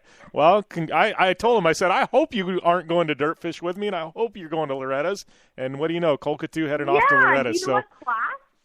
I don't know, but I do know I'm going to shoot him a text, and we'll get him on the show just because it'll be fun to catch up with him because he's doing so much anyways. But I think it's cool. He's going to Loretta's, man. That's a big deal. So. Yeah, no, that's awesome. I'd love to know what class he's going into. Even the C class, which is, very amateur, but the C class in Loretta's is people got to understand that you got people qualifying from all over the USA. Like the C class qualification, just because it's a very big class, there's a lot of riders regionally and provincially. I guess you guys do states, so it's more regional, who kind of qualify for C class. And I can't believe how many people, try to get into Loretta Lynn's. And so you got to think, even the amateur class is like, beginner and C class, it is such a high elevated riding level because it is the best of the best. And we always kind of often laugh, and we always say that, Loretta's is a big cherry picking class because the top C riders are faster than our pros here in Manitoba. It's insane. But congratulations to him. He's whatever class he's in the elite. Okay, so it's a huge accomplishment to get into Loretta. Yeah, for sure. I know he was pretty pumped on just possibly being able to go. So big shout out to him. So yeah, I know we got to get to these fan questions because we seems like you and I never have enough time for them. We got like 6 minutes and 3 questions. So what's that? 2 minutes of questions. So first off, this one is directed at me. Do you think that TORC and Lucas Oil will ever combine and make one big series? This is from Trevor from Wisconsin. Being that you're from Wisconsin, I got a feeling you're probably a TORC fan. And I don't know. My short answer is no. I don't know, man. TORC and Lucas, they both they're such different organizations, and both of them. I mean, TORC, I think the new ownership group doing a phenomenal job. I like the direction the series is headed, but you just got to hang tight, because it's turning an entire ship around. Lucas is Lucas. They got that new track in Missouri they're building. I know everybody's looking at the Texas market. Obviously, TORC's already running there. Lucas, I know, has looked at it. I don't know. I just don't see it combining. It'd be like asking Supercross and motocross to combine. It's I don't know. I'm not saying it won't happen. I'm just saying don't count on it. And that's not a knock on Lucas or TORC. It's just politics and the way things are. So I don't know. That's my own 2 cents on it. But both have great events, some great drivers, and I would hate to see some tracks lose out because they combine. Because at the end of the day, somebody always loses on when things are combined. So there you go. Next up, we got one from I love the name, Little Mikey from Huntington Beach, California, and this one's aimed at both of us, Amy. But Little Mikey wants to know. I would love to know what this guy looks like. Little Mikey from Huntington Beach. I'm digging the name. But I was really bummed watching X Games this year. Do you guys think that they will ever bring back like rally off-road trucks and enduro cross? I know they even had motocross and Gymkhana in the past. Do you think they're going to bring them back, Houde? They better. And it's kind of cool that way that X Games is, evolving and ever-changing and, introduce new things and out with something and come back. And I like that it's not been the same every year, which just keeps it, new and fresh. And because motorsports is changing and there's so many new kind of avenues that we're going down. I like that they're adapting, but I do think things like endurocross and moto, like when they had women's motocross, it was awesome. It was such a huge accomplishment, and we, us women had a time to shine, and it gave us an avenue to, participate and, be involved in X Games women's racing, and it was really, really cool. And I hope that they keep evolving and opening the door for, new opportunities like that. And, even with the rally as well, I hope to see more motorsports come back. And, endurocross is just by far one of the gnarliest things on two wheels ever. And I think it was a good place and a good fit to be an X Games. So I do definitely hope so. Yeah, and I think, the four-wheel side of things, you may see something like Razor Racing before you see, like, Rally come back. Off-road trucks was easy because it was an arrive-and-drive deal with Robbie Gordon, and, X Games didn't have to worry. They just threw athletes in trucks. But I think the big one, I truly think Endurocross and that, out of all the events, I think that was desperately missed this year. And I think the TV ratings were always high for Endurocross, so I think that'll come back at some point. I'm going to go out on a limb here and say I would love to see women's motocross in. I think men's professional supercross and motocross, you've got Monster Energy Cup, which is kind of like an X Games. It's kind of the pinnacle event. Like, men's have their deal. I would love to see them just ignore the men completely and say, hey, we are going to put on a premier women's motocross race, and it's going to be the premier race. This is going to be, if you race women's motocross, this is what you want to do. And I think you're going to see, women that are in retirement, Price and Ashley Fialick, Jolene. Yep. I think you're going to see them that have kind of semi-been retired come back and say, all right, let's go. Somebody like you, obviously you've been racing, so, you're nowhere near retired. But, some of these other women, I think that's what needs to happen for women's motocross. Mentally, I'm retired, right? My heart, I'll always be a racer and I'll always race, but more for fun, because there's no event like a women's X Games to get me pumped up, to get me training, to get me, in the game. What is this sounds very terrible, and I'm crazy that I'm saying this on air, but I say what I feel and I feel what I say. It's not beneficial for me to put all my effort and training into race a 3-tiered national with no televised exposure, no opportunity, televised opportunities for my sponsors. It is not beneficial for me to invest that much time in very little return. Something like X Games, with just the amount of eyes, the prestige of X Games, it's the Olympics of motorsports and action sports. And it's something that I would invest, all my time. I would train all year to participate in X Games if I had the opportunity, because it's, I always say, and I tell people all the time, X Games is like the Olympics of action sport. And it really is. And I hate that women, the motorsports, there's no opportunity for women in motorsports to shine. And it was really freaking cool when there was. And everybody talked about it, and I completely agree. You'll have all these women out of the woodworks come up, and they would make for a very, extremely interesting show. Because there's so many, the Tara Geigers who do something different, and Jessica Patterson, and I'm sure you're going to have all these extremely talented Courtney Duncan. Let's just throw that in the air right now, would come and claim and win everything. She's the girl who's winning the world championships right now. I just think you'll have women coming out of the woodworks. It's been so many years, and the level has elevated, and it would be crazy. Yeah. All right, we got to take a short commercial break. Yeah, we got to take a short commercial break. We come back. Joey D, UTV Underground, on the line. I'm Polaris rider Jim Beaver. I race trophy trucks professionally, host a Down and Dirty radio show, and also travel the country announcing motorsports events. I've seen it all, and trust me, I've done most of it, so when it comes time to relax on the weekend, nothing is better than taking time with my family in our Razor vehicles. They've got the reliability I need to just pick up and go explore the desert, dunes, or trail, and have the capability to attack even the harshest terrain. If you're looking for some of the most reliable and safest, and hands down most capable off-road machines in the world, look no further other than Polaris and their award-winning lineup of RZR vehicles. Whether you want your daughter to experience off-road driving for the first time in a RZR 170 like me, take the entire family out in a RZR XP4 1000 on the weekend, or shred the desert and dunes in the all-new RZR XP 1000 Fox Edition, Polaris has you handled. Take my advice and join me and some of the best drivers in the world by driving a Polaris RZR. Check out the full Polaris RZR lineup at Polaris.com or follow them on Facebook, Instagram, and Twitter at Polaris RZR. Life is all about sound, the sound of sports, the sound at the racetrack, and the sound of your vehicle.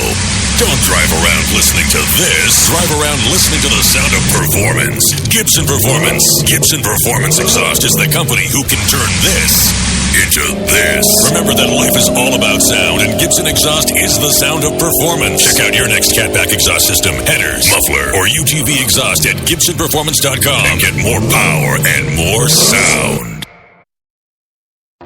MTX Audio is the leader in sound. Whether you're looking for high-quality, all-weather motorsports audio products like soundbars, amplifiers, and speakers that will work on any UTV or motorcycle, need to dial in your car or home with high-performance audio solutions, or are looking for a new portable speaker or set of headphones, MTX Audio has what you need to get your project sounding as good as it looks. MTX Audio is a family-owned American manufacturer who has been in business for over 40 years. Check out the full line of products at MTX.com.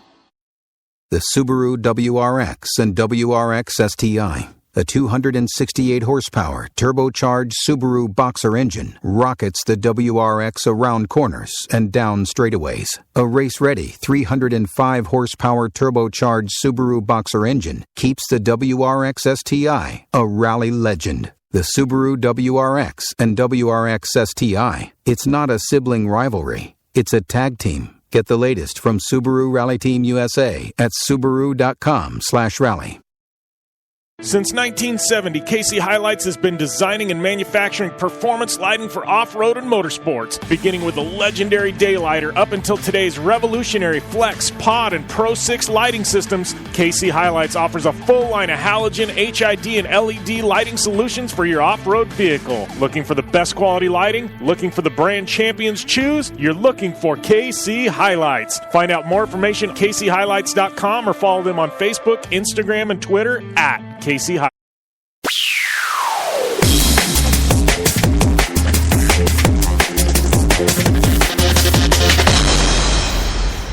Welcome back to the Down and Dirty Radio Show, powered by Polaris RZR.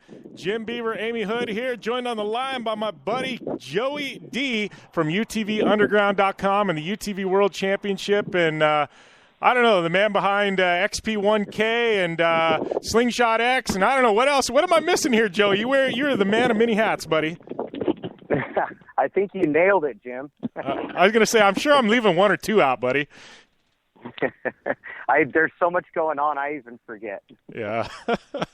No, you're one of those guys, like I secretly behind the scenes, dude. I have not behind the scenes because I've been public about it, but I just have a ton of respect for you because it's one of those things, like, your brand, UTVUnderground.com, it's kind of like this radio show. Everybody's like, how did you make it? I wasn't supposed to make it. I just didn't give myself an opportunity not to make it. And a guy like you, I see your success, and it wasn't like you set up to have the greatest website in the world and this content company and everything else. It just kind of organically happened. And once the ball started picking up, started rolling and picking up a little steam, man, you were just all in and grinded it out. And, and you're still grinding every day, but, you've made a living at it. And I ton of respect for you, dude.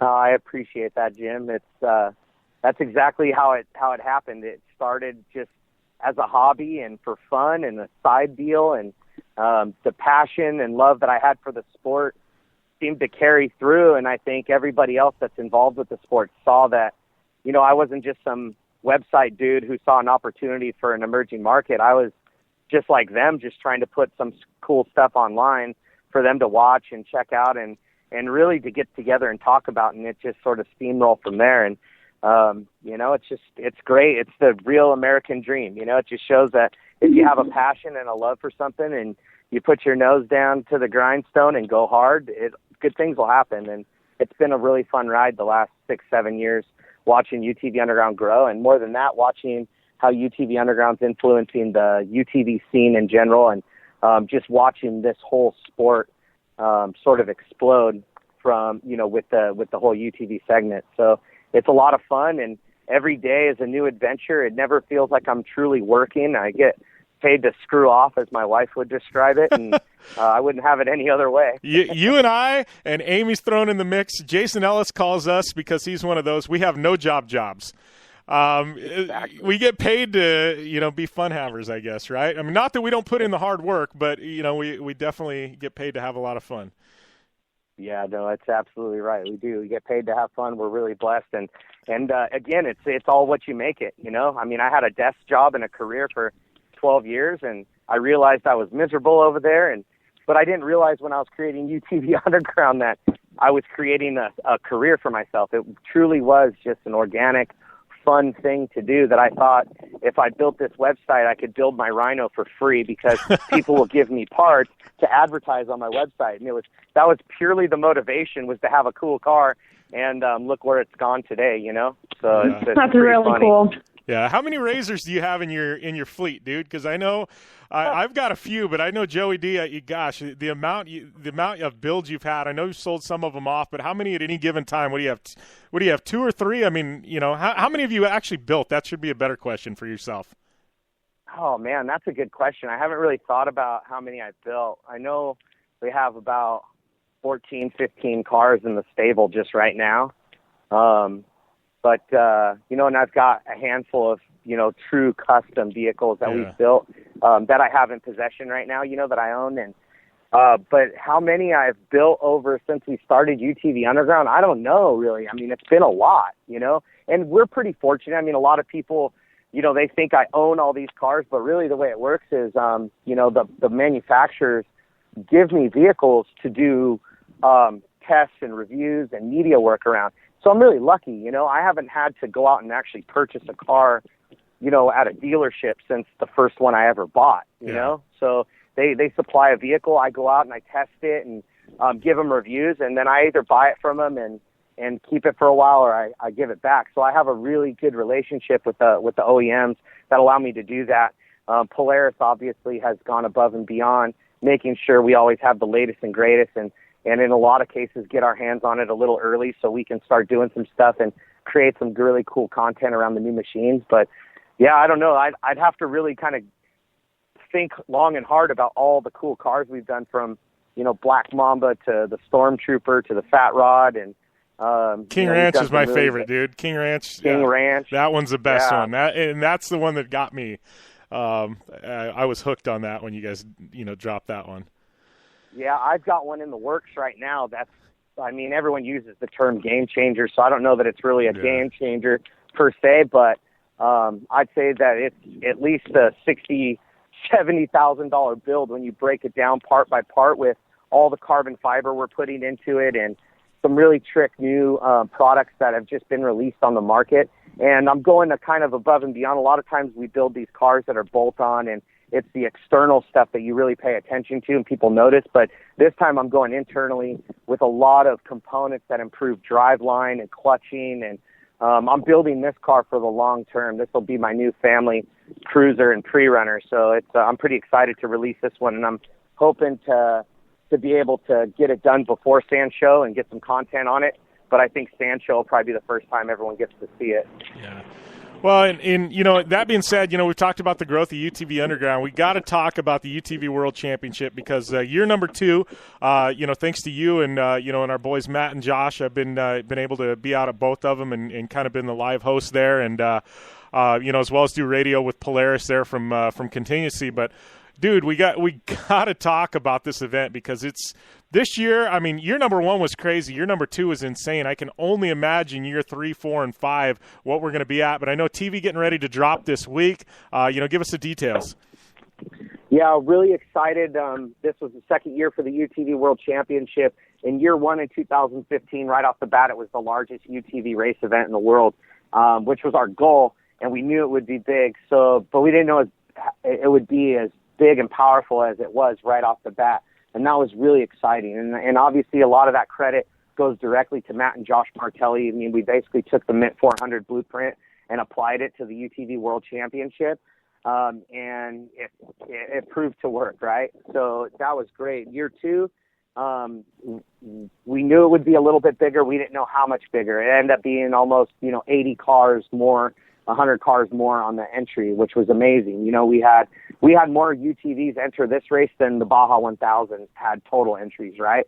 So, and I'm not drawing a comparison, obviously, to the Baja 1000. That's the greatest off-road race in the world, as far as I'm concerned. But it just kind of shows the power of the UTV segment and UTV racing. So we're really excited that tomorrow, on June 29th, at 3 p.m. Eastern Standard Time, noon Pacific, on NBC Sports, we will air the 2-hour broadcast of the 2016 Polaris RZR UTV World Championship powered by Monster Energy, and we're super pumped for that. Anyone who saw the Mint 400 show this year saw Matt and Josh take that show back to its roots of why everyone loved the Mint 400. It wasn't just blow-by-blow race coverage. It was a story. There were backstories and little vignettes and features on different classes and different individuals competing. We're doing the same thing here for the UTV community. And so you're going to get an opportunity to learn a little bit more about who some of these rising stars are in off-road racing, as well as some of the existing stars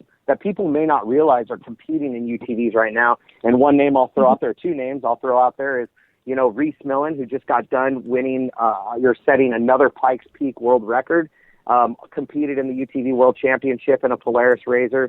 And one of the greatest off-roaders of all time, Lightning Larry Ragland, who actually competed in the 1999 UTV Underground Polaris RZR with his son, Chad Ragland, who owns Cageworks. So, there's some legends competing in the UTV World Championship, as well as some of the sport's fastest rising stars. And tomorrow everyone gets a chance to kind of see who these guys are. And I think it's the greatest UTV television production ever put together. I've only seen tidbits, because I'm really kind of sitting back and wanting to enjoy it with everybody else tomorrow. So it's kind of at an odd time being in the middle of the day, but it's really hot here in SoCal right now. So I think I'm going to post up in the pool and call it an early day and watch the UTV World Championship. Well, Sounds good. Yeah, what's funny, you talk about the growth of UTV and stuff, and obviously I've been a desert racer since, I don't know, the time I was, 19, I think, and what am I, 35 now? But, I've raced trophy trucks for over 10 years now. I think I'm right at 10 years, and like I travel around all these events, hosting rally and all kinds of stuff. I've done some stuff in the snowmobile industry and everything else. And people don't ask me when I travel, they all know I race. They don't ask me about trophy trucks. They all want to talk Polaris RZRs, and obviously they know Polaris is tied into the show, and you guys opened that door for me, you and the Martellis. But, I travel around to all these events with Polaris RZR, and I've kind of become in auto racing circles known as the RZR guy. And I get to these events, and all anybody wants to talk to me is about Polaris RZRs. They don't care about anything else in off-road. It's all Polaris RZRs, and I think a big part of that is what you and the Martellis have done, because this whole UTV movement, it's it's taken the motorsports and the auto industry by storm. I mean, you got guys like Pastrana and David Higgins and all these other guys, and in the off time, what do they want to do? They want to go out in their UTVs and shred. It's become accessible, and it keeps your driving skills on point.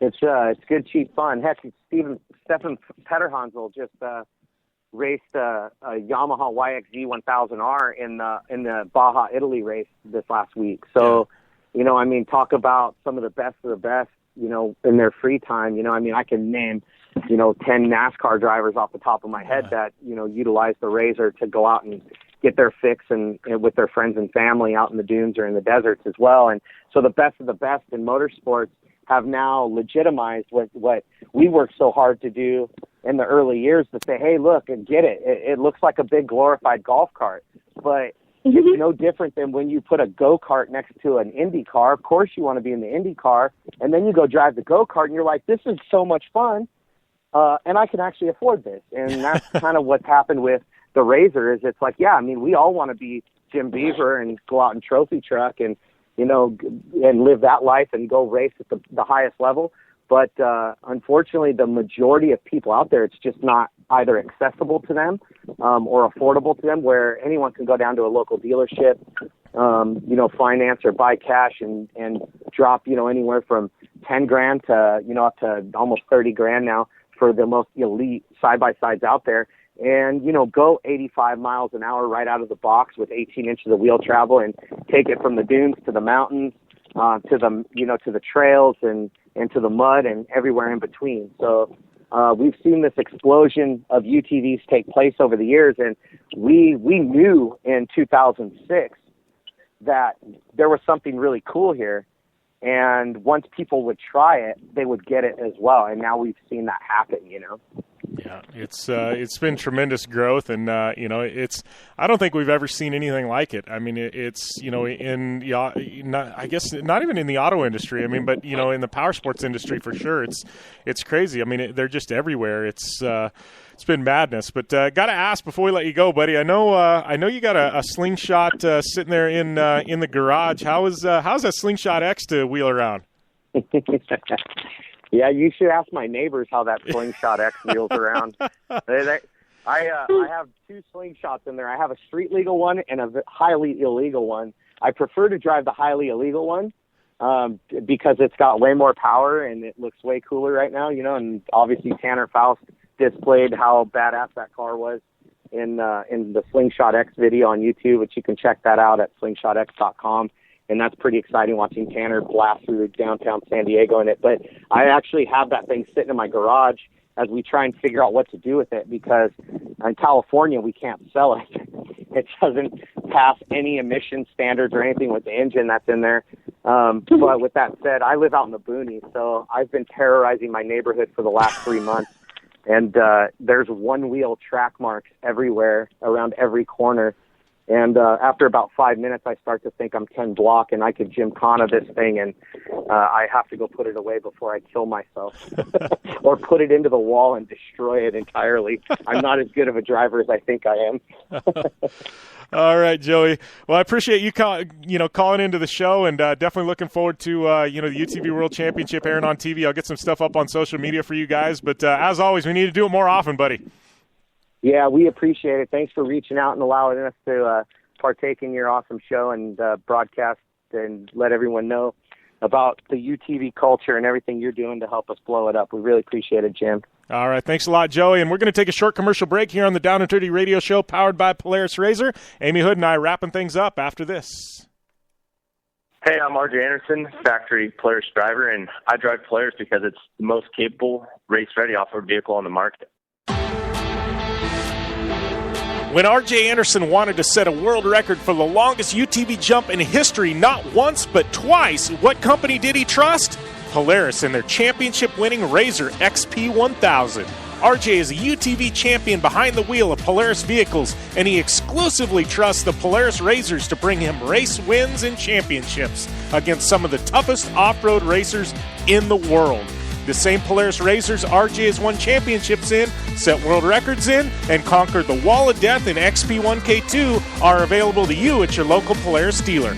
Take the advice of world record holder RJ Anderson and visit Polaris on the web at Polaris.com to see the full lineup of Polaris RZR vehicles, or follow them on Facebook, Instagram, and Twitter at Polaris RZR. The Subaru WRX and WRX STI. A 268 horsepower turbocharged Subaru Boxer engine rockets the WRX around corners and down straightaways. A race-ready 305 horsepower turbocharged Subaru Boxer engine keeps the WRX STI a rally legend. The Subaru WRX and WRX STI. It's not a sibling rivalry. It's a tag team. Get the latest from Subaru Rally Team USA at Subaru.com/rally. Don't wait till Monday for fireworks. Blue Water Resort and Casino will host their annual Independence Day celebration on Sunday, July 3rd at 9 p.m. Arrive by boat, come in your car. Just get to the shores in front of the Blue Water Resort and Casino Sunday and be amazed at the fireworks over the Colorado River. After the show, the party continues on the casino floor with the latest table games and the hottest slots. Blue Water Resort and Casino. Right on the water, right on the money.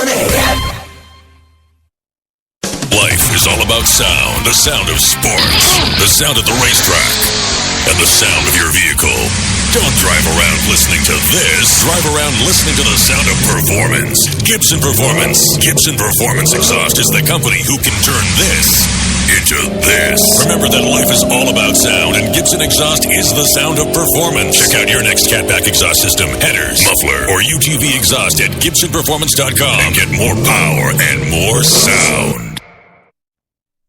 Your life demands a tire that provides durability, comfort, and performance, and that's what General Tire delivers for you. From the all-season grip of the Grabber UHP to the comfort and on-road manners of the Grabber HTS to the durability and off-road traction of the Grabber AT2, General has a tire that will help get you where you need to go. So let us take you on your next big adventure. Tweet us at General Tire, hashtag anywhere is possible, because with General Tire, anywhere is possible.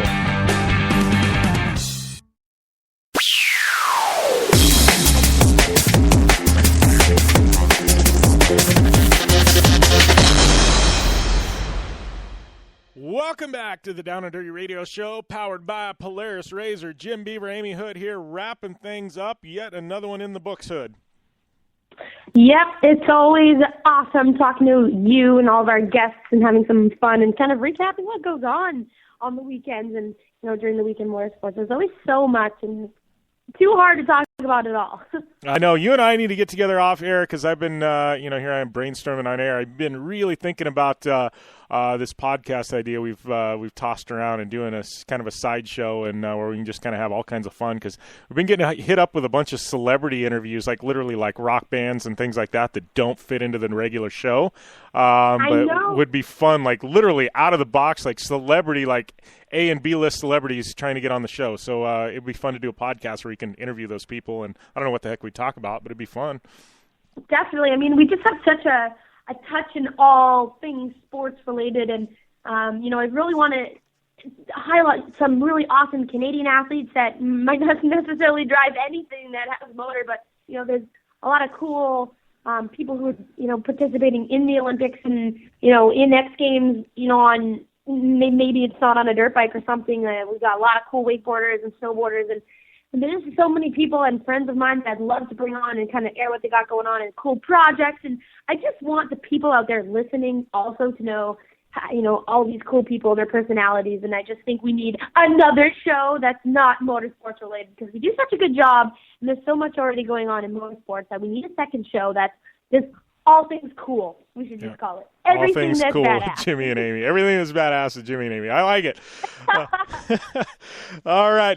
We got motocross coming up, Red Bull GRC, World Rallycross, Stadium Super Trucks, and don't forget the UTV World Championship airing on TV this week. You can go to UTVUnderground.com for all those details. Shout out to Polaris Razor, General Tire, Subaru, KC Highlights, Gibson Exhaust, Dirtfish Rally School, MTX Audio, Impact, Terracross, and the Blue Water Resort and Casino. Give me a follow. It's at JimBeaver15 on Instagram and Twitter. Amy is at AmyHood71. You can follow both of us on Facebook and get all those back episodes available at downanddirtyshow.com, as well as our app available on Apple, iTunes, Google Play, and the Amazon Kindle store.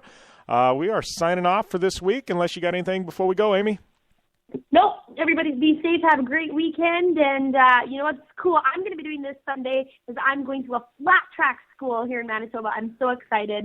Me and my dad are participating in this flat track, like legit flat track bike school here. So I'll have lots to talk about then next week. All right. Awesome. We'll see you guys next week. As always, game on. Bye.